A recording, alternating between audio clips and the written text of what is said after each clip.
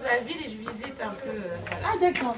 Non, j'ai entamé un tour de France de l'ensemble des quartiers populaires, des quartiers qui sont inscrits en politique de la ville. Et je venais à Saint-Nazaire notamment voir ce qu'il y a un peu d'emblématique en termes de réflexion, à la fois sur le programme de renouvellement urbain, et puis sur les questions, j'étais tout à l'heure à une table ronde sur les questions de la création d'activités, sur la partie humaine, si je puis dire, de la politique de la ville. Donc on l'aura vu ici travailler sur les questions de développement économique, de création d'activités dans les quartiers de la politique de la ville, là où on sait le chômage est le plus élevé. Et puis ici, voir des pratiques de participation citoyenne très innovantes.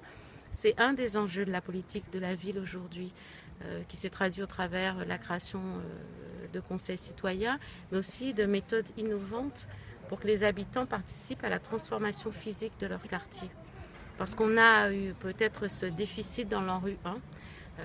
Les habitants parfois se sont sentis éloignés d'une transformation qui se faisait d'un point de vue plus technique. Et aujourd'hui, ils sont complètement partie prenante et c'est vraiment la force de la loi, la nouvelle loi sur la politique de la ville.